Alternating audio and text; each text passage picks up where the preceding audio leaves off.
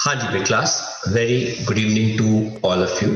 And हम शुरुआत करते हैं हमारे आज के एक नए और लास्ट टॉपिक की, जो बेस्ड है केमिकल इक्विलिब्रियम के ऊपर। और आज हम बाकी के सारे जो भी छोटे मोटे क्वेश्चंस बचे होंगे वो भी कवर कर लेंगे और इस टॉपिक को भी कवर कर लेंगे। And it is one of the most important and interesting topic of chemical equilibrium। इस पे बेस्ड काफी सारे क्वेश्चंस जो हैं वो काफी क्वेश्चंस आए भी हुए हैं और आते भी हैं एंट्रेंस में भी और नॉर्मल एग्जाम्स के अंदर। तो बात करते हैं फैक्टर्स अफेक्टिंग केमिकल इक्विलिब्रियम। अब हुआ क्या, एक रिवर्सिबल रिएक्शन आपने कैरी करी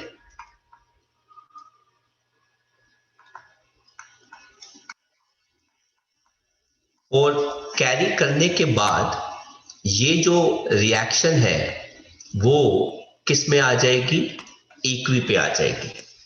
अब तो ये रिएक्शन आगे मूव ही नहीं करेगी, लेकिन इस इक्वी पर आने के बाद अगर आपने रिएक्शन को क्या कर दिया, डिस्टर्ब, इंटेंशनली या अनइंटेंशनली, तो रिएक्शन को अगर डिस्टर्ब किया तो उससे इक्वी भी क्या हो जाएगा, डिस्टर्ब हो जाएगा।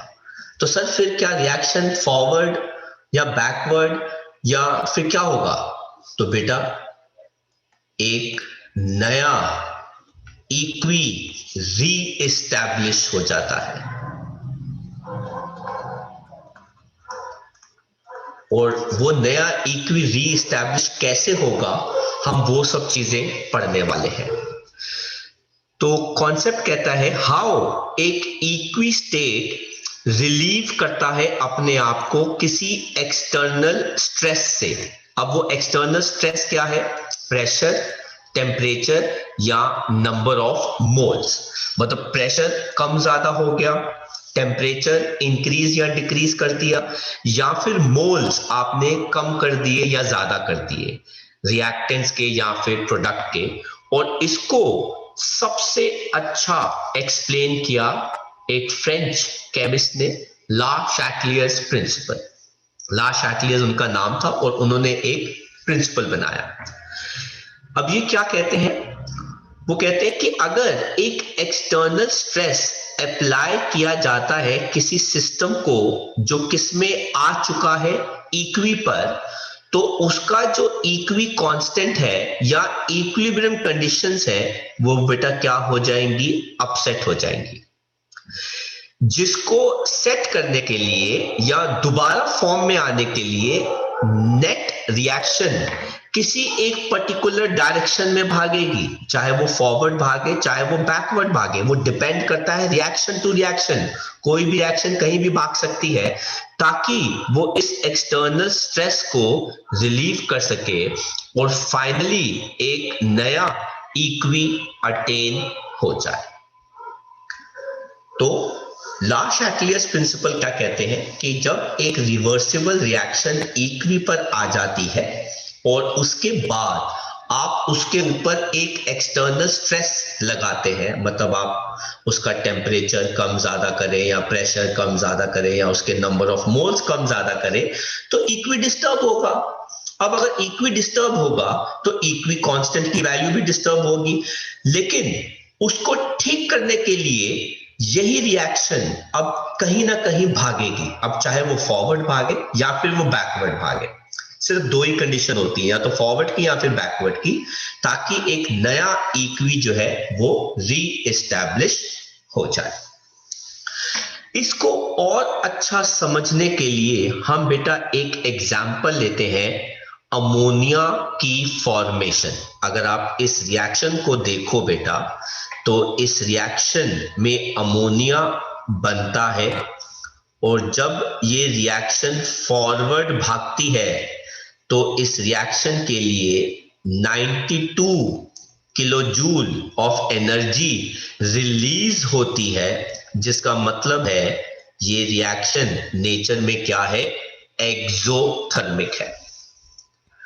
और अगर आप इसी रिएक्शन को रिवर्स कर देंगे तो बेटा ये रिएक्शन क्या बन जाएगी, एंडोथर्मिक। और इसके लिए एंथैल्पी जो है आपको कितनी देनी पड़ेगी, पॉजिटिव 92 किलो जूल। तो आप दिमाग में इस रिएक्शन को रखना कि नाइट्रोजन गैस हाइड्रोजन गैस के साथ कंबाइन करके अमोनिया बनाती है, और जब भी अमोनिया बनता है तो एनर्जी रिलीज होती है, जिस वजह से रिएक्शन जो है वो क्या है, एक्सोथर्मिक है। तो कहते हैं रिएक्शन एक्सोथर्मिक है और फेवर करती है अमोनिया की फॉर्मेशन जो फॉरवर्ड है, और बैकवर्ड रिएक्शन इसकी एंडोथर्मिक है जिसमें वो क्या फेवर करेगी, अमोनिया का डीकॉम्पोजिशन। दूसरी चीज आपको जो ऑब्जर्व करनी है, कहते हैं ध्यान रखिएगा जब अमोनिया बनता है तो नंबर ऑफ मोल्स कम हो जाते हैं। सर क्या मतलब, बेटा कितने मोल्स है, 1 मोल। कितने मोल है, 3 मोल। तो 3 + 1 कितने हो गए बेटा, 4 मोल्स। और फाइनली कितने बन रहे हैं, 2 मोल्स। तो मेरा कहने का मतलब ये है बेटा कि जब ये रिएक्शन फॉरवर्ड भागती है तो इसके ओवरऑल मोल्स कम हो जाते हैं। ऐसे ही जब ये रिएक्शन बैकवर्ड भागेगी तो उसमें, यहां पे बैकवर्ड नहीं लिखा हुआ, वॉल्यूम के बाद में, ऐसे ही ये रिएक्शन जब बैकवर्ड भागेगी तो बेटा इसके नंबर ऑफ मोल्स क्या कर जाएंगे, इंक्रीज। अब दूसरी चीज जो इसके अंदर बेटा एक और एड ऑन है वो ये है कि बेटा एक बात बताओ, एक रिएक्शन के लिए 4 मोल्स हैं और बाद में उसके मोल्स 2 हो जाते हैं, तो इन दोनों केसेस में 4 और 2 में से कम वॉल्यूम किसकी होगी,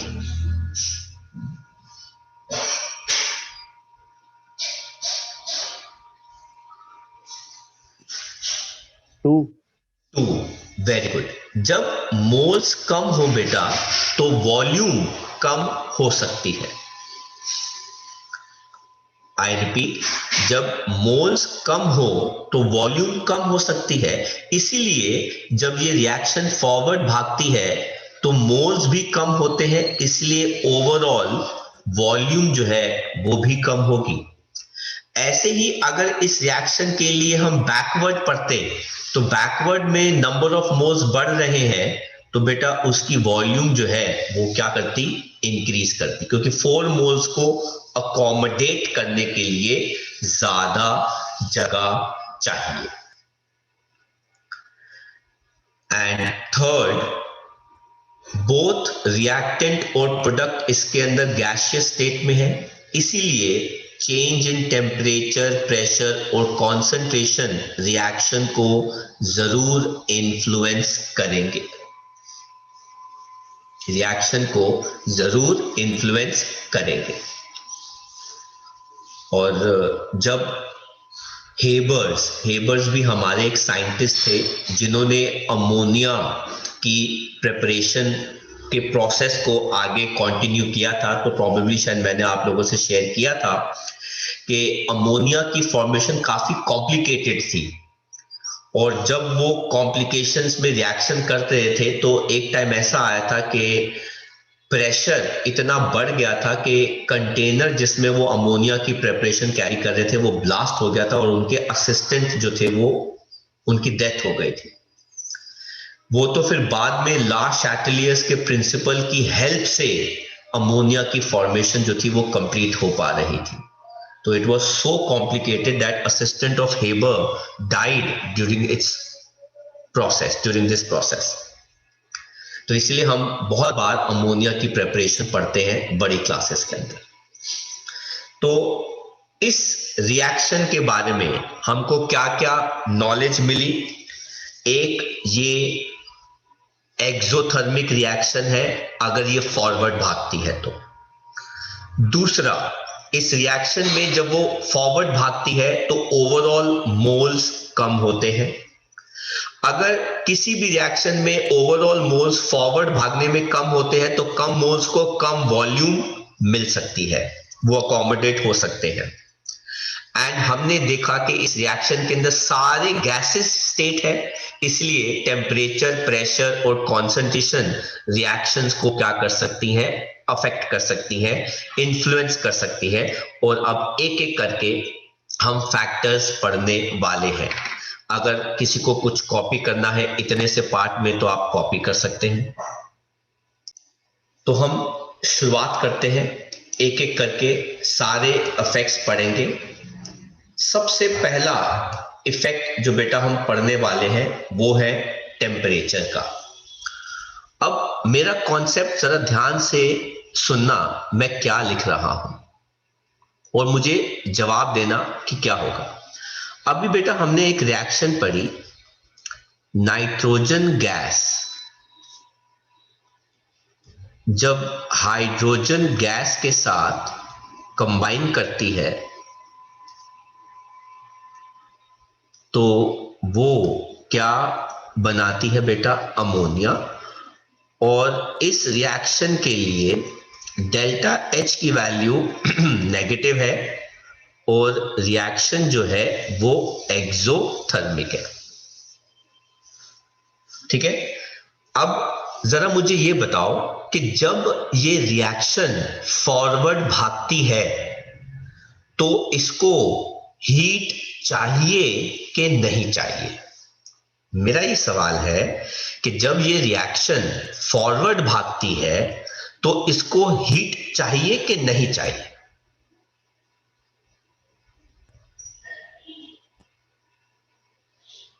नो सर। क्यों? Sir exothermic. वेरी गुड बेटा, इसको हीट नहीं चाहिए तभी तो ये हीट दे रही है। जब अमोनिया का फॉर्मेशन होता है तो उसके पास फालतू हीट बचती है, इसलिए वो आगे दे देती है, बाहर दे देती है। तो इसके फॉरवर्ड प्रोसेस को हीट नहीं चाहिए, तो बेटा इसके बैकवर्ड प्रोसेस को सर हीट चाहिए। हीट चाहिए। ओके, समझ में आ गया। तो अब जरा देखिए बेटा, हम लेट्स सपोज किसी रिएक्शन का टेम्परेचर इंक्रीज करते हैं। अगर आप किसी रिएक्शन का टेम्परेचर इंक्रीज करते हैं इसका मतलब है आप उसको हीट देते हैं, आप उसको हीट दे रहे हैं, उसको हीट गिव कर रहे हैं। अगर तो वो रिएक्शन क्या हो गई, एक्सोथर्मिक, देन वो कहां पे भागेगी, फॉरवर्ड के बैकवर्ड?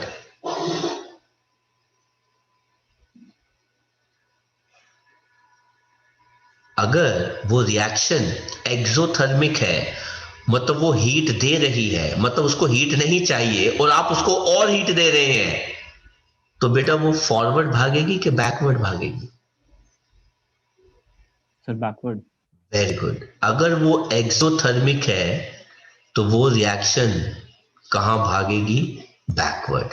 एंड अगर वो रिएक्शन एंडोथर्मिक हुई तो वो कहां पे मूव करेगी,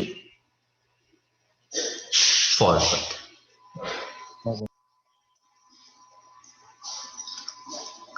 तो याद रखना बेटा, टेम्परेचर इंक्रीज करने पर अगर कोई रिएक्शन एक्सोथर्मिक है तो वो बैकवर्ड भागेगी और अगर कोई रिएक्शन एंडोथर्मिक है तो वो फॉरवर्ड भागेगी। तो मुझे बताओ, ये जो ऊपर मैं रिएक्शन पढ़ रहा हूं अमोनिया का फॉर्मेशन, अगर मैं इसका टेम्परेचर इंक्रीज करूंगा तो ये कहां भागेगी? बैकवर्ड। वेरी गुड, ये कहां भागेगी बेटा, बैकवर्ड भागेगी। लॉजिक समझ में आया बेटा? Yes sir. और सर बेटा, क्या सर मतलब हाँ जी एंडोथर्मिक होगा तो क्या? बेटा, पहले तो इन वर्ड्स को ही समझो कि ये एंडोथर्मिक वर्ड क्या है और एक्सोथर्मिक वर्ड क्या है। जब तक आपको ये वर्ड समझ में नहीं आएंगे आपको पता नहीं लग चलेगा। सर मुझे पता चल गया, एक्सोथर्मिक का मतलब होता है गिव हीट, यस सर। और एंडोथर्मिक का मतलब होता है टेक हीट। अब एक्सोथर्मिक जो रिएक्शन है बेटा, वो हीट वैसे ही दे रही है और आप उस रिएक्शन को और हीट दे रहे हो, तो वो उस डायरेक्शन में तो भाग ही नहीं सकती भाई। वो फॉरवर्ड भागेगी तो हीट देगी, आप उसको और हीट दे रहे हो तो वो और फॉरवर्ड थोड़ी ना भागेगी। फिर मजबूरी में उसको वो हीट क्या करनी पड़ेगी, कंज्यूम, जिसकी वजह से बेटा उस रिवर्सिबल रिएक्शन को फॉरवर्ड की बजाय कहां भागना पड़ेगा, बैकवर्ड भागना पड़ेगा। Yes sir. एक रिएक्शन बेटा अपने आप में काम कर रही है, वो अच्छी खासी वर्क कर रही थी, अब वो फॉरवर्ड भाग रही है बैकवर्ड भाग रही है बेटा, that is not our business. हमने देखा कि वो थोड़ी देर के बाद इक्वी पर आ गई, इक्वी आ गया, आपने अपनी सारी रीडिंग कर ली, सब कुछ कर लिया, इक्वी कॉन्सेंट्रेशन बता दी, इक्वी कांस्टेंट बता दिया एंड सो ऑन। लेकिन आपसे बेटा बाई चांस गलती से उस रिएक्शन का फ्लेम तेज हो गया। बेटा गलतियां होती हैं ऐसी एक्सपेरिमेंट्स में, तो बेटा रिएक्शन का फ्लेम तेज होने की वजह से क्या वो रिएक्शन डिस्टर्ब हुई कि नहीं? यस, वो डिस्टर्ब होगी, क्योंकि बेटा वो रिवर्सिबल रिएक्शन है, वो वन डायरेक्शन रिएक्शन नहीं है। तो बेटा उस डिस्टरबेंस की वजह से अब आपको पता लगाना है कि वो रिएक्शन कहां भाग रही है। पता लगे आपने कहा कि सर मैं तो बहुत बिजी इंसान हूं, मेरे पास इतना टाइम नहीं होता, मैं ऐसा करती हूं, मैं अमोनिया बनाती हूं और मैं आपको जल्दी जल्दी अमोनिया बना के दे देती हूं और मैं उस कंटेनर का टेम्परेचर इंक्रीज कर देती हूं ताकि जल्दी जल्दी बने अमोनिया। बेटा आपने अपनी तरफ से जल्दबाजी करने के चक्कर में ये रियलाइज नहीं किया कि हाई टेम्परेचर पे ज्यादा हीट देने पे तो अमोनिया बनता ही नहीं है, वो तो नाइट्रोजन एंड क्या बनाएगा बेटा, हाइड्रोजन बनाएगा। लॉजिक समझ में आया? Yes sir. किचन में मम्मा ने सबके लिए चाय बनाई या चपाती बनाई या कोई वेजिटेबल बनाई, और बच्चों ने बोला कि भाई बड़ी जल्दी भूख लग रही है, बहुत भूख लग रही है, तो मम्मा ने जल्दी जल्दी में क्या किया बेटा, फ्लेम तेज कर दिया। उससे बेटा वो प्रोसेस फास्ट हो जाता है और वेजिटेबल या चाय या रोटी जो है वो जल्दी बन जाएगी। लेकिन अगर बेटा वो हुआ रिवर्सिबल प्रोसेस, क्योंकि ये किचन के जो प्रोसेस होते हैं वो रिवर्सिबल नहीं होते, लेकिन अगर वो हुआ रिवर्सिबल प्रोसेस और वो था एक्सोथर्मिक, आपने कर दिया फ्लेम तेज, तो बेटा सारा का सारा प्रोडक्ट धीरे धीरे रिएक्टेंट में बदलना लग जाएगा और आप देखोगे आपको तो कुछ प्रोडक्ट ही नहीं मिल रहा। अब दिक्कत पता चली? Yes sir. तो ऐसे केस में अगर रिएक्शंस बेटा रिवर्सिबल हो तो हमको बहुत ध्यान से उन रिएक्शंस को कैरी करना पड़ता है। हमको टेम्परेचर देखना पड़ता है कि कहीं हमने ज्यादा टेम्परेचर तो नहीं दे दिया, कहीं टेम्परेचर जरूरत से ज्यादा कम तो नहीं है। तो बेटा हमें चेक करना पड़ेगा पहले कि ये रिएक्शन एक्सोथर्मिक है कि एंडोथर्मिक है। अगर वो रिएक्शन एक्सोथर्मिक हुई तो बेटा वो हाई टेम्परेचर पे कभी भी आगे नहीं भागेगी, और अगर वो रिएक्शन एंडोथर्मिक हुई तो वो फटाफट भागेगी, फटाफट प्रोडक्ट बना लेगी। तो अगर अमोनिया बनाते समय आप टेम्परेचर इंक्रीज कर दोगे तो बेटा जो भी थोड़ा बहुत बचा हुआ अमोनिया बना था बेटा वो डीकंपोज होके नाइट्रोजन और हाइड्रोजन बनाने लग जाएगा, क्योंकि अमोनिया की फॉर्मेशन एक्सोथर्मिक होती है। ऐसे ही अगर आपने किसी रिएक्शन के लिए टेम्परेचर कम कर दिया, तो जब आप किसी रिएक्शन का टेम्परेचर कम करते हो तो आप उससे हीट ले लेते हो। अगर आप उससे हीट ले लेते हो और अगर वो रिएक्शन क्या हो गई एक्सोथर्मिक, तो बेटा वो कहां भागेगी? फॉरवर्ड।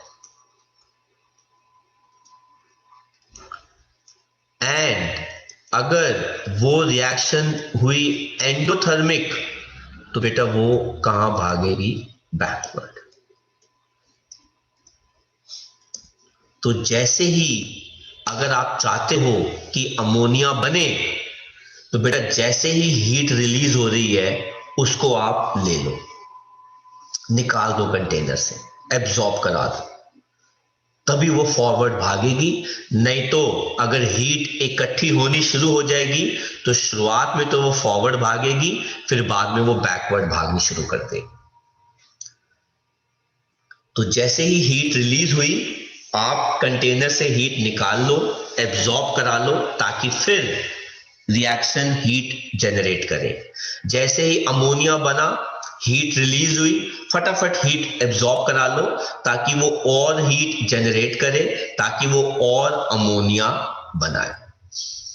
तो this is one very nice factor जो बेटा एक रिवर्सिबल रिएक्शन को कंट्रोल करता है। दिस इज हाउ टेम्परेचर के कम करने पे, ज्यादा करने पे एक्सोथर्मिक रिएक्शन और एंडोथर्मिक रिएक्शंस की मूवमेंट बदल जाती है। किसी ने बेटा कोई सवाल पूछना है इससे कि हम आगे बढ़े?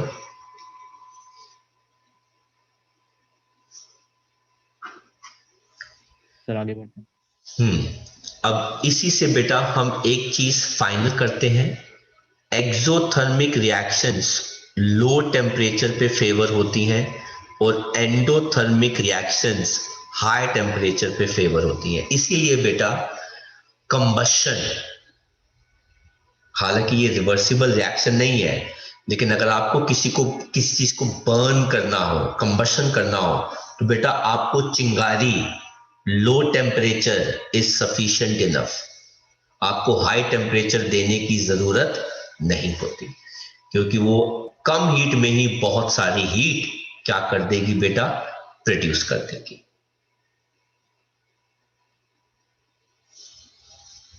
अगला जो हमारा इफेक्ट है बेटा वो किसका है? प्रेशर का है।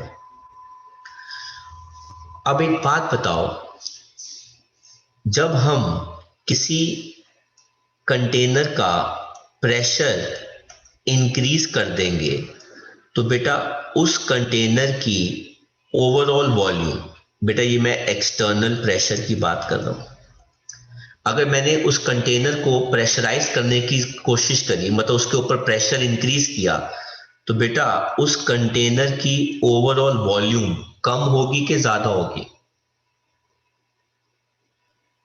कम होगी। वेरी गुड, उसकी वॉल्यूम कम होगी।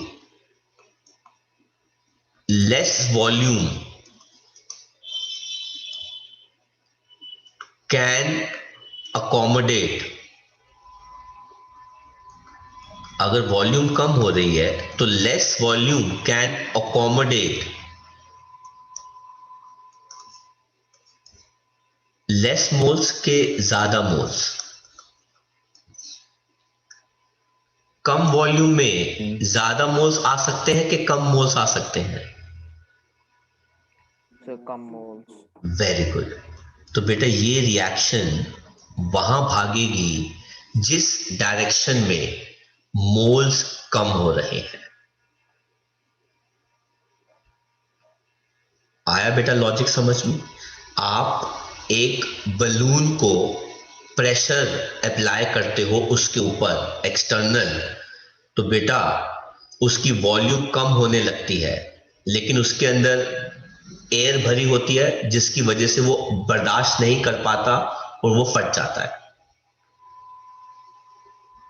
ऐसे ही अगर आप किसी गैस का एक्सटर्नल प्रेशर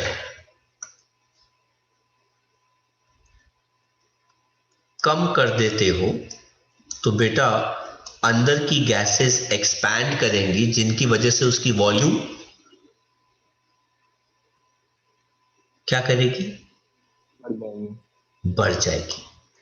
अगर उसकी वॉल्यूम बढ़ जाएगी तो मोर volume can accommodate come moles के ज्यादा मोल्स,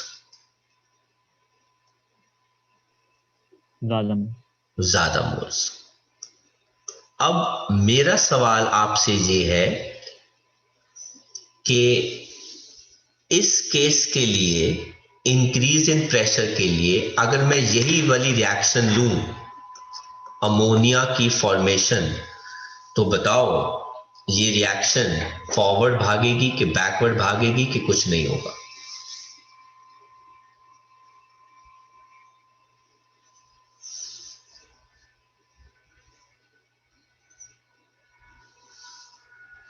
अगर हम लेफ्ट साइड के टोटल मोल्स देखें तो 3 + 1 कितने आते हैं, 4 मोल्स। अगर प्रोडक्ट साइड पे मोल्स देखें तो कितने आते हैं, 2 मोल्स। तो मेरा सवाल ये है कि अगर आप प्रेशर इंक्रीज करते हो अमोनिया की फॉर्मेशन के लिए, इस रिएक्शन के लिए, तो ये रिएक्शन प्रेशर इंक्रीज करने पर फॉरवर्ड भागेगी कि बैकवर्ड भागेगी? फॉरवर्ड। Very good. ये कहां भागेगी, फॉरवर्ड, क्योंकि उस डायरेक्शन में मोल्स क्या हो रहे हैं, कम। और ऐसे ही अगर आप प्रेशर डिक्रीज करोगे तो ये रिएक्शन जो है वो कहां भागेगी, बैकवर्ड, क्योंकि बैकवर्ड में मोल्स ज्यादा है। कहता है अगर प्रेशर इंक्रीज किया जाता है तो ला शैक्लियस प्रिंसिपल में इक्वी जो है वो उस डायरेक्शन में शिफ्ट होता है जिस डायरेक्शन में प्रेशर कम हो, मतलब नंबर ऑफ मोल्स कम हो, मतलब अमोनिया की फॉर्मेशन होगी। और इसमें आप कह सकते हैं कि वॉल्यूम कम हो। और जब आप किसी रिएक्शन का प्रेशर डिक्रीज करते हैं तो इक्वी रिएक्शन का उस डायरेक्शन में शिफ्ट होता है जिस डायरेक्शन में प्रेशर इंक्रीज हो या नंबर ऑफ मोल्स इंक्रीज हो, मतलब वॉल्यूम इंक्रीज हो। लेकिन हां, प्रेशर का कोई इफेक्ट नहीं होता अगर टोटल मोल्स चेंज क्या हो, 0, नो चेंज इन मोल्स। अगर नो चेंज इन मोल्स, अगर रिएक्टेंट के भी 4 मोल्स हैं और प्रोडक्ट के भी 4 मोल्स हैं और आप प्रेशर इंक्रीज कर रहे हो या डिक्रीज कर रहे हो तो कोई फर्क नहीं पड़ेगा। आपको जो जो कॉपी करना है आप कॉपी कर सकते हैं, फिर हम आगे बढ़ेंगे। तो हम आगे बढ़ते हैं।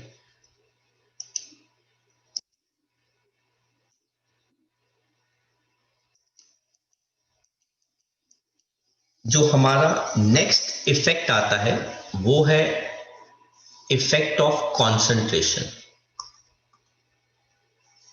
क्या होगा जब आप कोई भी रिएक्टेंट या प्रोडक्ट जो है वो डाल देंगे? वो कहते हैं कि अगर आप किसी भी रिएक्टेंट की कंसंट्रेशन को इंक्रीज करते हैं या मतलब कोई भी आप रिएक्टेंट और ऐड करते हैं या फिर आप किसी प्रोडक्ट की कंसंट्रेशन को कम करते हैं तो बेटा रिएक्शन कहां भागेगी, फॉरवर्ड। एंड अगर आप किसी भी रिएक्शन के लिए रिएक्टेंट्स के अमाउंट को कम करते हैं या प्रोडक्ट की कॉन्सेंट्रेशन क्या करते हैं, इंक्रीज, तो बेटा रिएक्शन जो है वो कहां भागती है, बैकवर्ड। मतलब क्या हुआ बेटा, अभी हम रिएक्शन पढ़ रहे थे, अमोनिया की फॉर्मेशन। वो कहते हैं कि आप रिएक्शन के अंदर नाइट्रोजन गैस और डाल दो, या फिर हाइड्रोजन गैस और डाल दो, या फिर अमोनिया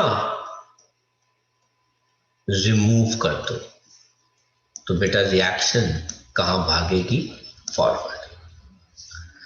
वो कहते हैं कि या तो आप ऐसा करो, रिएक्शन में से नाइट्रोजन जो भी पड़ा हुआ है उसको हटा दो, या फिर हाइड्रोजन जो भी पड़ा हुआ है उसको हटा दो, या फिर अमोनिया उस रिएक्शन में क्या कर दो, ऐड, तो बेटा रिएक्शन जो है वो कहां भागेगी, बैकवर्ड।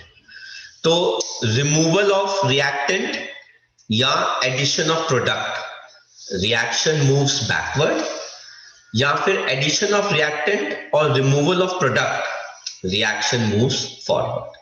सिंपल। तो कॉन्सेंट्रेशन रिएक्टेंट की कम कर दो या प्रोडक्ट की बढ़ा दो, तो रिएक्शन जो है वो कहां भागती है, बैकवर्ड। कॉन्सेंट्रेशन रिएक्टेंट की बढ़ा दो या प्रोडक्ट की कम कर दो, रिएक्शन कहां भागती है, फॉरवर्ड। आया समझ में? कुछ कॉपी करना है आपको इसमें से तो आप कॉपी कर सकते हैं। हाँ जी बेटा, तो रिएक्शन में अगर आप दो रिएक्टेंट हैं, जैसे अभी हम बात कर रहे थे N2 भी है हमारे पास, और हमारे पास यहाँ पर हाइड्रोजन भी है और NH3 भी है। सर मैं सिर्फ N2 कम कर रहा हूं, तो सर बेटा तो भी रिएक्शन बैकवर्ड भागेगी, क्योंकि अमोनिया N2 बनाएगा। सर साथ में मुझे H2 नहीं हटाना पड़ेगा? नहीं बेटा, जरूरी नहीं है। आप एक ही रिएक्टेंट को कम करो तो भी रिएक्शन बैकवर्ड भागेगी। जरूरी नहीं है कि आपको दोनों को कम करना पड़ेगा तो ही रिएक्टेंट बैकवर्ड भागेगी, ऐसा नहीं होता। तो even one of the reactants और one of the products is increased or decreased, equi will get disturbed. समझ आया? Yes sir. आगे बढ़ते हैं। फोर्थ जो बेटा हमारा फैक्टर आता है वो क्या है बेटा, कैटलिस्ट। सर कैटलिस्ट क्या इक्वी को डिस्टर्ब करता है? तो आंसर इज नो। कैटलिस्ट सिर्फ रिएक्शन की स्पीड फॉरवर्ड और बैकवर्ड की दोनों तरीके से इंक्रीज करता है ताकि जल्दी इक्वी आ जाए। इसका मतलब ये हुआ कि इक्वी अटेन करने के टाइम को ही सिर्फ कैटलिस्ट कम करता है, पर इक्वी को वो चेंज नहीं करता। तो catalyst only reduces the time to attain equi, पर वो इक्वी को डिस्टर्ब नहीं करता। समझ में आ गया? तो जो रिएक्शन बिना कैटलिस्ट के इक्वी 5 मिनट पर लेकर आ रही है, एक कैटलिस्ट के साथ वही रिएक्शन इक्वी 1 मिनट में अटेन कर लेगी। तो catalyst only decreases the time to attain equi. And last हमारा फैक्टर आता है वो है effect of inert gas. Inert gases वो गैसेस हैं बेटा जो रिएक्शन में पार्टिसिपेट नहीं करती। तो इनर्ट गैसेस कौन सी हो गई? Gases which do not participate in reaction, which do not participate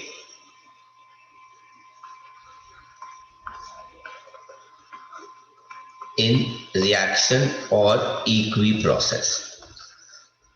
अब यूजुअली ऐसी गैसेस बेटा नोबल गैसेस भी हो सकती हैं, और कुछ केसेस में बेटा नाइट्रोजन गैस भी इक्वी इनर्ट गैस एक्ट करती है, क्योंकि वो काफी स्टेबल होती है। सर जैसे बेटा अगर आपको याद हो कि हमारे चिप्स के पैकेट में नाइट्रोजन गैस फ्लश की जाती है, भरी जाती है, क्यों? क्योंकि वो इनर्ट है। सर ऑक्सीजन गैस क्यों नहीं भरी जाती? क्योंकि बेटा वो भी तो इनर्ट है। नहीं बेटा, वो तो रिएक्ट कर जाएगी, वो तो फूड या चिप्स के पैकेट्स को क्या कर देगी? ऑक्सीडाइज कर देगी, जिससे हमारा फूड खराब हो जाएगा। तो अगर आप किसी इनर्ट गैस को at constant volume, I repeat, at constant volume, मतलब वॉल्यूम चेंज नहीं होने दोगे आप उसकी, ऐड करते हो, तो इक्वी पर तो कोई चेंज नहीं आएगा।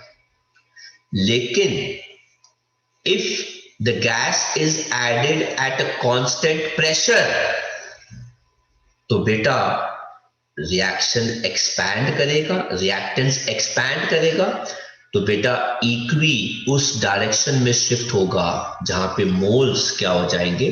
ज्यादा। तो अगर आप किसी भी गैस को, in fact let me be more precise, inert gas को कांस्टेंट वॉल्यूम पर ऐड करते हो, तो वो पार्टिसिपेट तो कर ही नहीं रही, और उसके ऐड होने पे जगह ज्यादा चाहिए होगी, वो हो ही नहीं सकता, क्योंकि जगह तो कांस्टेंट है, तो वो इसीलिए इक्वी को डिस्टर्ब नहीं करेगी। लेकिन अगर आपने कहा कि भाई प्रेशर कांस्टेंट रहना चाहिए, जो पहले था वही रहना चाहिए, बेटा अब इस कॉन्सेप्ट को समझो। मेरे पास एक कंटेनर है, उसकी वॉल्यूम जो है वो कितनी है? 1 लीटर। इसके अंदर 3 मोल्स हैं एक गैस के। अगर मैं इसके अंदर 1 मोल ऑफ गैस ऐड कर देता हूं, हीलियम, राइट, किस पे? कांस्टेंट वॉल्यूम पे, तो बेटा थोड़ी देर के बाद कंटेनर की वॉल्यूम उतनी ही रहेगी, और इक्वी जो है वो डिस्टर्ब नहीं होगा। लेकिन अगर आप उस कंटेनर के अंदर,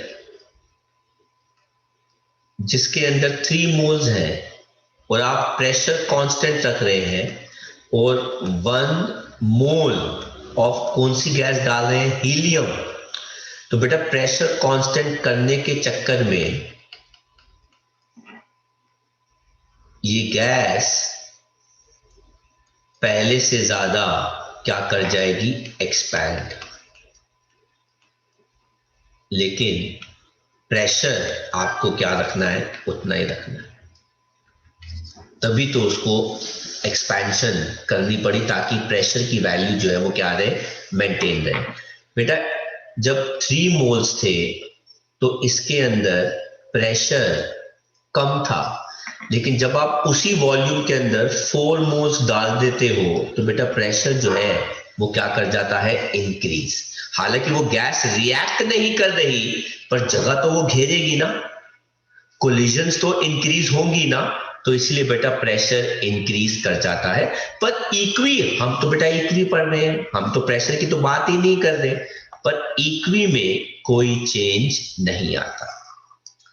लेकिन अगर आप कह रहे हो कि भाई प्रेशर कांस्टेंट रहना चाहिए, तो बेटा रिएक्शन के रिएक्टेंस को एक्सपैंड करना पड़ेगा। आप में से किसी ने कोई भी चीज पूछनी हो या कॉपी करना है, तो आप कॉपी कर सकते हैं। एक सिंपल सी चीज है बेटा, यूजुअली क्या होता है कि जब हम एक रिएक्शन कैरी करते हैं, तो बेटा उसके अंदर एक कंटेनर होता है, और कंटेनर के ऊपर बेटा क्या लगा होता है? पिस्टन। अगर बेटा मैं इस कंटेनर के अंदर और ज्यादा गैस डाल दूंगा, तो बेटा प्रेशर इंक्रीज होगा, जिसकी वजह से ये गैसेस इसको हिट करेंगी और ये पिस्टन ऊपर की तरफ क्या कर जाएगा, इंक्रीज कर जाएगा। तो इसका मतलब है वॉल्यूम क्या कर रही है, इंक्रीज। सर क्यों? ताकि बेटा प्रेशर पहले जैसा क्या हो जाए, कांस्टेंट हो जाए। अब ऐसे बेटा दो डिवाइसेस हैं। एक है बेटा हमारा प्रेशर कुकर। अब प्रेशर कुकर के अंदर प्रेशर को कांस्टेंट रखने के चक्कर में थोड़ी सी क्या, बहुत सारी स्टीम उसमें से बाहर आ जाती है, क्योंकि वो अपने आप को एक्सपैंड करने की कोशिश करती है। प्रेशर कुकर का काम क्या होता है बेटा, प्रेशर को कांस्टेंट रखना, लेकिन अंदर तो बड़ी सारी स्टीम है, वो तो प्रेशर कुकर को ब्लास्ट कर सकती है। इसलिए बेटा जब प्रेशर ज्यादा होने लगता है तो विसल उठती है और सारी एक्सेस स्टीम बाहर फेंक देती है, ताकि प्रेशर मेंटेन्ड रहे। लेकिन इंजन में, कार, बस, ट्रेन, कोई भी है, उसके अंदर जब गैसेस एक्सपैंड करती हैं तो वो पिस्टन को धक्का देती है ताकि वो मूव करे, ताकि टायर रोटेट करे। तो इसीलिए हम वर्क डन कराते हैं इंजन से। अब आप पूछिए, आपका क्या सवाल है? सर मैं पूछ रहा था कि जैसे अभी वॉल्यूम कांस्टेंट है और सर इसमें हमने हीलियम डाल दिया, तो हाँ, सर मतलब और वॉल्यूम कांस्टेंट है, तो सर जो रिएक्शन वहाँ पे चल रहा है, जितने भी वहाँ पे गैसेस हैं, वहाँ पे हीलियम भी ऐड हो गई है, लेकिन वॉल्यूम तो सेम है। तो मतलब लेकिन कुछ वॉल्यूम 1 लीटर में से कुछ वॉल्यूम हीलियम ने ऑक्यूपाई कर ली, तो उनकी तो वॉल्यूम कमी होगी ना गैसेस की। नहीं, वॉल्यूम तो उनकी सेम ही रहेगी, क्योंकि कंटेनर की तो वॉल्यूम एक्सपैंड ही नहीं करी। आप खुद ही तो कह रहे हो बेटा, वॉल्यूम वो पूरी, भाई गैसेस की बात क्या है, गैसेस की खास बात ही यही होती है कि वो जरूरत से ज्यादा वॉल्यूम ऑक्यूपाई करते हैं, पर उनकी एक्चुअल वॉल्यूम तो बहुत कम होती है। तो उनके बीच में कुछ स्पेसेस अभी भी है, जिसमें हीलियम थोड़ा सा अमाउंट जो है उसका एडजस्ट हो जाएगा। अब मैंने यहाँ पे नंबर ले लिए हैं 3 मोल्स और 1 मोल। आपको ये प्रॉब्लम दे रहा है, आपकी आंखों में चुभ रहा है कि 3 मोल्स के अंदर अगर हम 1 मोल डाल देंगे तो एडजस्ट कहां से करेंगे। बेटा इतना अमाउंट नहीं डाला जाता, अमाउंट बहुत कम डाला जाता है, 0.001, 0.1, इतना मोल डाला जाता है, जिससे कुछ खास फर्क नहीं पड़ता। तो जब आप कैटलिस्ट भी लेते हो तो कैटलिस्ट भी स्मॉल अमाउंट में ही ऐड किया जाता है, तो खास फर्क नहीं पड़ता। It is like adding salt to a dish. तो बेटा डिश तो बहुत बड़ी होती है, बहुत सारी होती है, लेकिन उसके अंदर आप पिंच ऑफ सॉल्ट डालते हो, तो बेटा पिंच ऑफ सॉल्ट को इतनी जगह मिल जाती है कि वो अपनी स्पेस को ऑक्यूपाई कर लेता है और ओवरऑल वॉल्यूम को डिस्टर्ब नहीं करता। तो जो कैटलिस्ट होता है, जो इनर्ट गैस बेटा हम ऐड कर रहे हैं, it is in a very less amount, जो उसको वॉल्यूम जो होती है वो एडजस्टेबल हो जाती है उसकी। तो इतने बड़े बड़े नंबर्स हम नहीं डालते जिससे कि वैल्यूज जो है वो काफी ज्यादा डिस्टर्ब हो जाए। तो बेटा अब हम यहां से चलते हैं क्वेश्चन आंसर्स पर, जो इस टॉपिक से रिलेटेड है। मैं आपके साथ एनसीईआरटी जो है वो शेयर कर रहा हूं, एक स्क्रीन, और अगर आपके पास भी एनसीईआरटी है तो बहुत अच्छी बात है।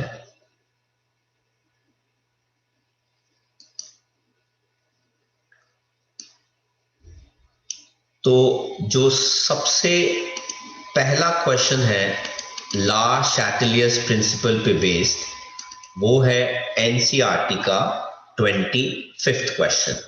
बहुत ही सिंपल है, पर थोड़ा सा प्रेजेंस ऑफ माइंड लगेगा। मैं जो कह रहा हूं उसको ध्यान से सुनना। कहते हैं आपको किसी भी एक रिएक्शन के 3 part number of moles reaction के हिसाब से दे रखे हैं, और आपको बताना है कि प्रोडक्ट का अमाउंट इंक्रीज करेगा, डिक्रीज करेगा, कि सेम रहेगा जब आप प्रेशर डिक्रीज कर रहे हैं बाय इंक्रीजिंग वॉल्यूम। तो बेटा कॉन्सेप्ट क्या है आपको मैं बता दूं कि भाई अगर आप प्रेशर इंक्रीज करते हैं तो मोल्स कम होते हैं, तो रिएक्शन उस डायरेक्शन में जाती है जहां पे नंबर ऑफ मोल्स बेटा क्या हो जाए, इन ज्यादा के कम, कम सर कम। कम। यहां पे उन्होंने क्या बोला है, प्रेशर डिक्रीज। तो हमारी नीड क्या है कि अगर आप प्रेशर डिक्रीज कर रहे हैं तो गैस की वॉल्यूम इंक्रीज होगी। अगर वॉल्यूम इंक्रीज हो रही है तो रिएक्शन उस डायरेक्शन में जाएगी जहां पे नंबर ऑफ मोल्स बेटा क्या करेंगे, इंक्रीज। तो आपको ध्यान में रखना है प्रेशर डिक्रीज, वॉल्यूम इंक्रीज और नंबर ऑफ मोल्स क्या होने चाहिए, इंक्रीज। तो इस रिएक्शन के लिए अगर आप प्रेशर कम करते हैं तो रिएक्शन कहां भागनी चाहिए, फॉरवर्ड बैकवर्ड के इक्वी। Sir backward. नो, कहां भागेगी बेटा, फॉरवर्ड। सर क्यों, क्योंकि बेटा यहां पे 1 मोल है, यहां पे 1 मोल है, टोटल कितने मोल्स हो गए 2, लेकिन यहां पे कितने मोल्स हैं 1। तो रिएक्शन वहां भागेगी जहां पे मोल्स ज्यादा हो रहे हैं, जहां पे वॉल्यूम ज्यादा हो रही है। ऐसे ही बी पार्ट,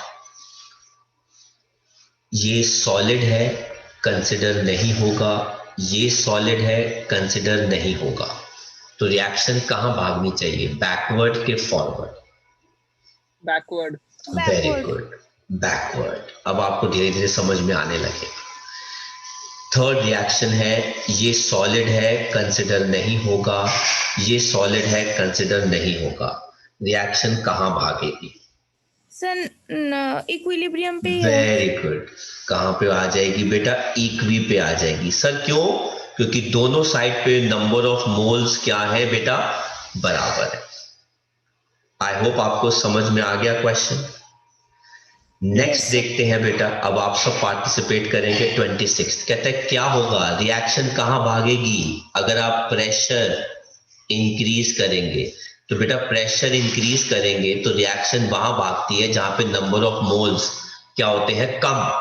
तो आपको देखना है कि नंबर ऑफ मोल्स कहां पे कम हो रहे हैं। फर्स्ट पार्ट, रिएक्शन कहां भागेगी, फॉरवर्ड के backward, backward. Very good, backward. B part कहां भागेगी, फॉरवर्ड के बैकवर्ड, इक्वी सर इक्वी पे सर नहीं रहेगी। भागेगी कहीं, सेम में। हाँ इक्वी बेटा। हाँ जी, C part third part, forward के बैकवर्ड, सर कुछ नहीं होगा। इक्वी। रॉन्ग, फॉरवर्ड के backward, backward. Very good, backward. Sir क्यों बेटा, ये सॉलिड है, आपने ये भी काउंट कर लिया। फोर्थ पार्ट, रिएक्शन कहां भागेगी, फॉरवर्ड। वेरी गुड, जहां पे नंबर ऑफ मोल्स कम हो रहे हैं। फिफ्थ पार्ट, रिएक्शन कहां भागेगी, बैकवर्ड। वेरी गुड, जहां पे नंबर ऑफ मोल्स कम हो रहे हैं। सिक्स्थ पार्ट, रिएक्शन कहां भागेगी, फॉरवर्ड। नो,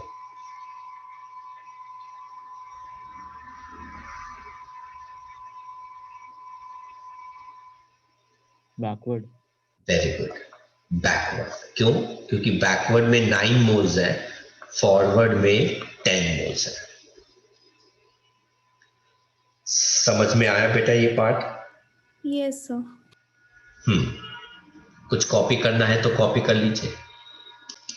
हाँ जी, आगे बढ़ते हैं।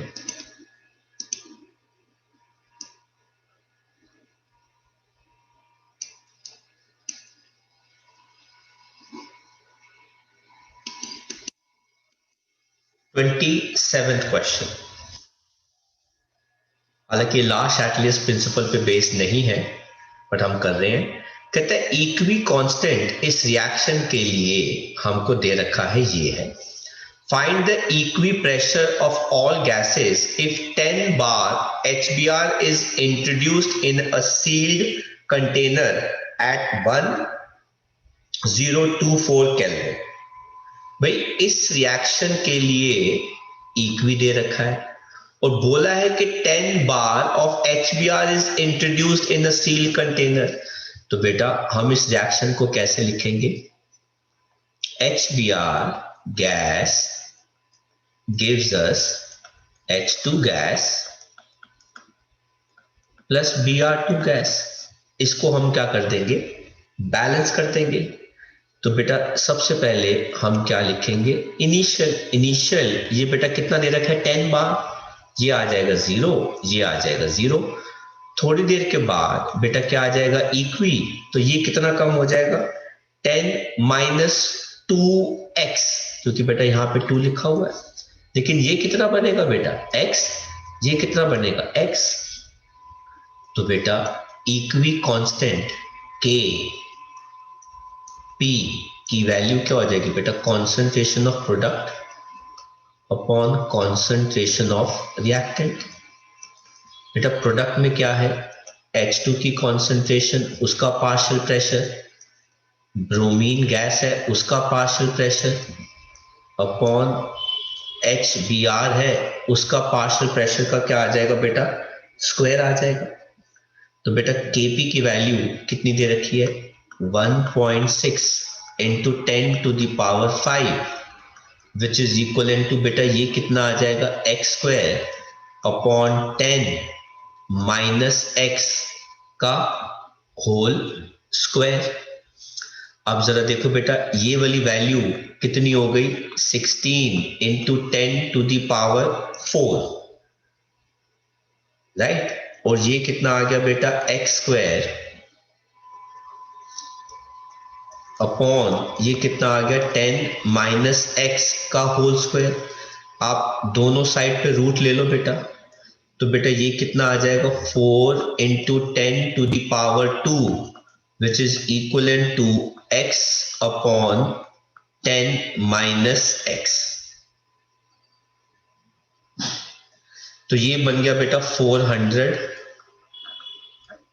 और ये कितना आ गया बेटा? 10 minus x which is equal to बेटा कितना हो गया? x 4000 minus 40x which is equal to बेटा x।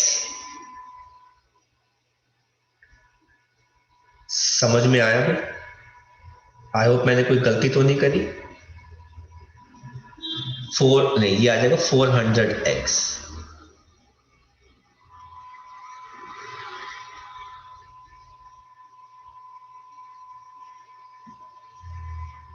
राइट, तो ये आ जाएगा 4000 विच इज इक्वल टू 401x। तो बेटा x की वैल्यू कितनी आ जाएगी? 4000 अपॉन 401 और यहां से आप बेटा x निकाल लोगे। अब आपको क्या निकालना है? इक्वी प्रेशर्स निकालने हैं सबके। तो बेटा इक्वी प्रेशर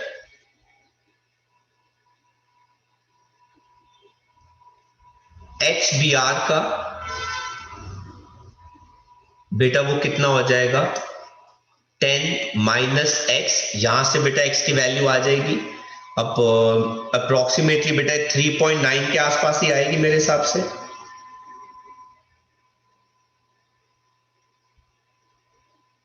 सर आपने 10 माइनस एक्स लिखा है, 10 माइनस 2x नहीं है। अच्छा हाँ, मैंने कुछ गलती कर दी शायद। ये कितना आ गया? 10 माइनस 2x। एक बार मैं इसको दोबारा करता हूं, मैं इसको रिमूव कर रहा हूं, है ना। तो ये हमारे पास क्या आ जाएगा? HBr और हमने केसी भी गलत ले लिया था क्योंकि वो रेसिप्रोकल में आना चाहिए था। HBr which is equivalent to H2 gas plus Br2 gas, ये होगी बैलेंस रिएक्शन। अब इसके लिए हमारे पास इनिशियल मोल्स कितने आ गए 10, और ये कितना आ गया x, और ये कितना आ गया x। थोड़ी देर के बाद हमारे पास क्या आ जाएगा इक्वी। इक्वी पर ये कितना आ जाएगा 10 माइनस 2x, ये आएगा 0, ये आएगा 0, ये आ जाएगा बेटा x, और ये कितना आ जाएगा x। तो बेटा हमारे पास Kp की वैल्यू क्या आ जाएगी, प्रोडक्ट की कॉन्सेंट्रेशन अपॉन रिएक्टेंट की कॉन्सेंट्रेशन। अच्छा अब जरा ध्यान से देखना, ये जो बेटा Kp की वैल्यू है वो इस रिएक्शन के लिए है, लेकिन जो रिएक्शन हमने दी है वो तो रिवर्स हो गई।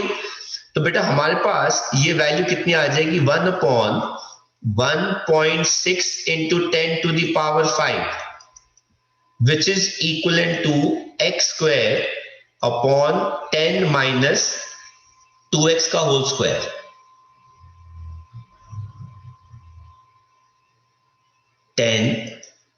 माइनस 2x का होल स्क्वायर। तो ये है ना, हमने Kp की वैल्यू को रिवर्स करना पड़ा ना हमें, तो ये आ जाएगा 1/16 into 10 to the power 4 which is equivalent to x square upon 10 minus 2x का होल स्क्वायर। अब आप इसको होल अंडर रूट लेंगे तो ये आ जाएगा 1/4 into 10 to the power 2 which is equivalent to x upon 10 minus 2x। अब ये आ जाएगा 10 minus 2x which is equivalent to 400x। ठीक है ना। अब हमारे पास यही मल्टीप्लिकेशन आएगा, अंडर रूट हो गया, मैं चेक कर रहा हूं कोई गलती तो नहीं कर दी मैंने।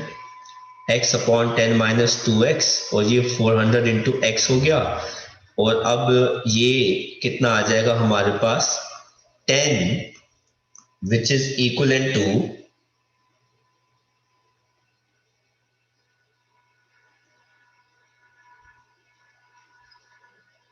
402x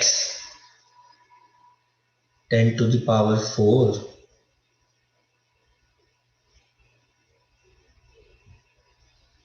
सही जा रहे हैं ना कैलकुलेशन में?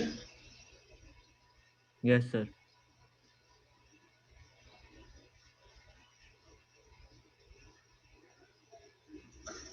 तो हमारे पास x की value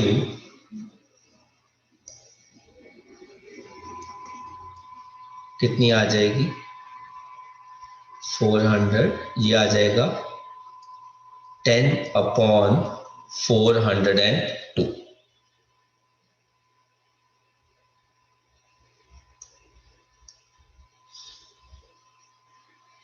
x square 10 minus 2x का होल स्क्वायर, इसका अंडर रूट लिया, ये आ गया 4x square upon 10 minus 2x, root ले लिया, होल स्क्वायर हट गया, 10 minus 2x which is equal to 400x, तो 10 वहां पे जाके ऐड हो गया 402x, तो यहां पे आपके पास x की वैल्यू आ जाएगी। अब आपको निकालना है इक्वी पार्शियल प्रेशर किसका, H2 का, जो किसके बराबर है I2 के, जिसकी वैल्यू कितनी होगी बेटा x, और इक्वी पार्शियल प्रेशर अगर आप HBr का निकालेंगे, नॉट I2 Br2, तो बेटा वो वाली वैल्यू कितनी आ जाएगी 10 माइनस 2x। आप सॉल्व करेंगे आंसर आ जाएगा।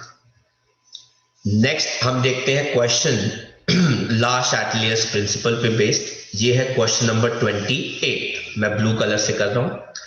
कहता है dihydrogen gas is obtained from this gas and the reaction is endothermic. ठीक है, right the expression for the KP of the reaction. तो बेटा रिएक्शन एक्सप्रेशन केपी के लिए देना है, तो पार्शियल प्रेशर कार्बन मोनोऑक्साइड का, रिएक्शन बैलेंस्ड है ना? यस बैलेंस्ड है। पार्शियल प्रेशर किसका? हाइड्रोजन का, whole raise to the power 3 upon partial pressure methane का,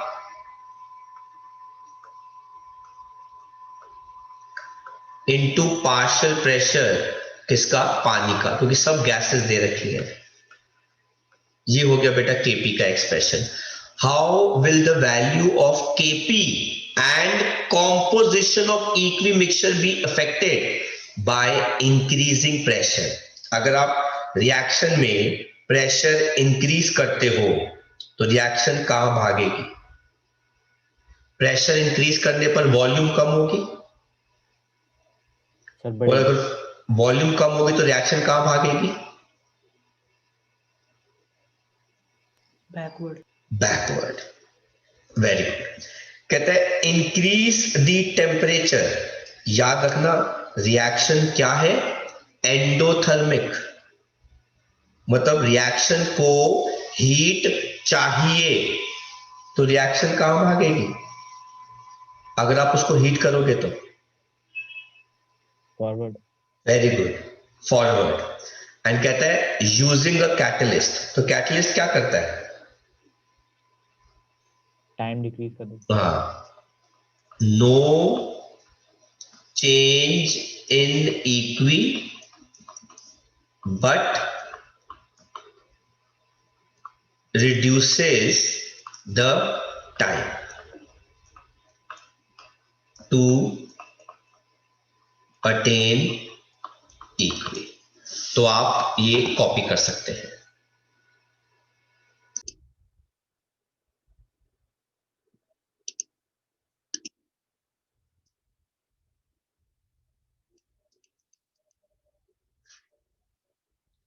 नेक्स्ट देखते हैं क्वेश्चन नंबर 29।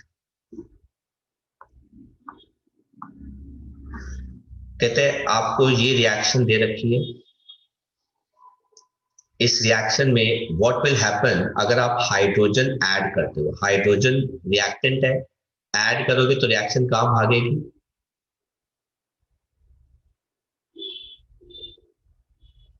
फॉरवर्ड। अगर आप अल्कोहल ऐड करते हो जो प्रोडक्ट है तो रिएक्शन कहां भागेगी? बैकवर्ड, उसको वो कंज्यूम करेगी। अगर कार्बन मोनोऑक्साइड रिमूव कर देते हो तो वो क्या है? रिएक्टेंट, तो रिएक्शन उसको बनाएगी, मतलब बैकवर्ड। अगर आप अल्कोहल रिमूव कर देते हो तो रिएक्शन उसको बनाएगी, मतलब कहां भागेगी? फॉरवर्ड।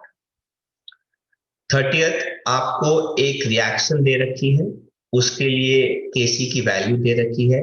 ये रिएक्शन पॉजिटिव है, इसका मतलब है ये एंडोथर्मिक है।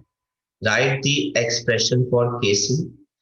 तो रिएक्शन के लिए केसी का एक्सप्रेशन क्या हो जाएगा? PCl3 की कॉन्सेंट्रेशन इनटू Cl2 की कॉन्सेंट्रेशन डिवाइडेड बाय PCl5 की कॉन्सेंट्रेशन। कहते हैं what is the value of KC for the reverse reaction at same temperature? तो बेटा जो नया केसी होगा वो पुराने केसी का क्या हो जाएगा? रेसिप्रोकल। तो वो क्या हो जाएगा? 1/8.3 इंटू 10⁻⁻3। तो ये हो गया इसके ए पार्ट का आंसर, ये हो गया इसके बी पार्ट का आंसर। इसका आगे पार्ट देखते हैं, C part.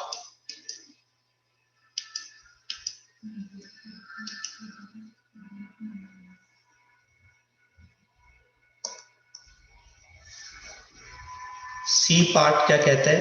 What will be the effect of KC अगर मोर PCl5 ऐड किया जाए? तो बेटा नो इफेक्ट ऑन केसी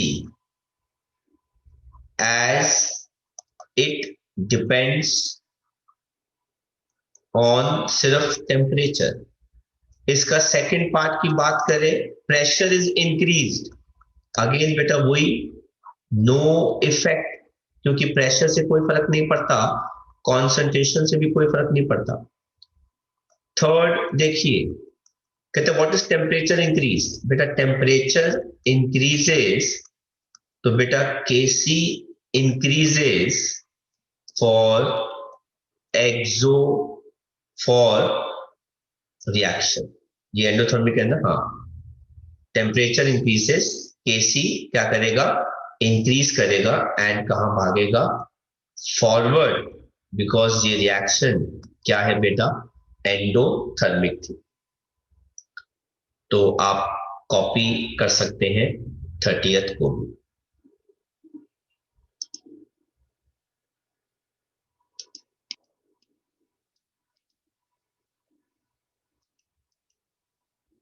कर लो कॉपी।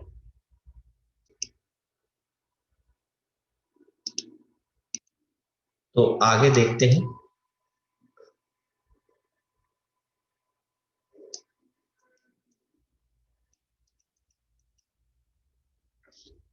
ये है क्वेश्चन नंबर 32 एंड सिंपल 33।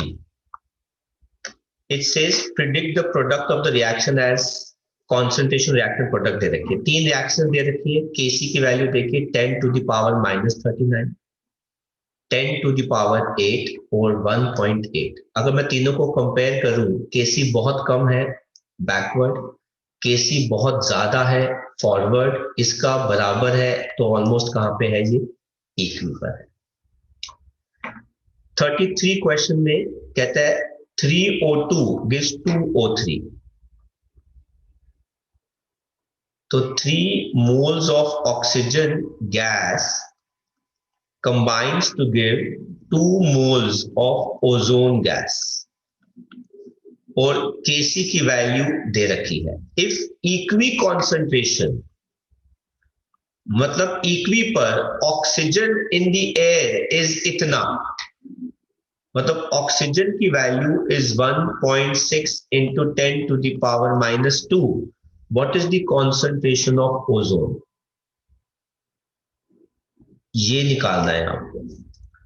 तो बेटा केसी क्या आ जाएगा, ओजोन की कॉन्सेंट्रेशन का स्क्वायर अपॉन ऑक्सीजन की कॉन्सेंट्रेशन का क्यूब। केसी कितना है, 2 into 10 to the power -15, which is equivalent to x square upon oxygen कितना है, 1.6 इंटू 10 टू द पावर -2 का होल क्यूब। इस पूरे को हम सॉल्व करेंगे, हमारे पास x की वैल्यू आ जाएगी, और जो x की वैल्यू आएगी that will be the answer ozone की कॉन्सेंट्रेशन का।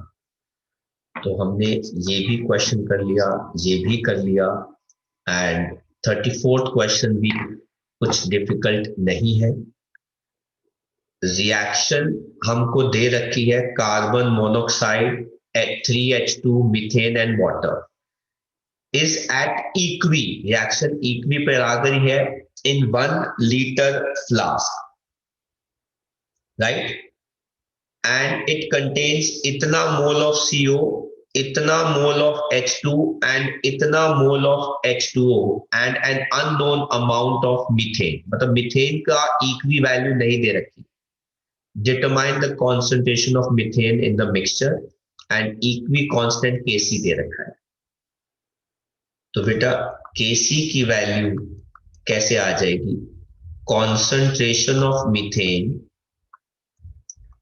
Into concentration of water upon concentration of carbon monoxide into concentration of hydrogen का क्यूब। फ्लास्क की वॉल्यूम बेटा 1 लीटर है, तो बेटा अगर मैं सबको 1 से डिवाइड भी कर दूं, स्क्वायर भी कर दूं, तो वैल्यू सेम रहेगी, इसीलिए 1 की कोई जरूरत नहीं है। तो बेटा केसी कितना हो गया, 3.9। कॉन्सेंट्रेशन ऑफ मीथेन हमको निकालना है, वाटर का अमाउंट कितना है, 0.2, कार्बन मोनोऑक्साइड का अमाउंट कितना है 0.3 एंड हाइड्रोजन का अमाउंट कितना है 0.1 का होल क्यूब। तो मीथेन की कॉन्सेंट्रेशन कितना आ जाएगा 3.9 इंटू 0.3 इंटू 10⁻⁻3 जिसका मैंने क्यूब कर दिया डिवाइडेड बाय 0.02। इसका डेसिमल इससे कैंसल हो गया। मीथेन की कॉन्सेंट्रेशन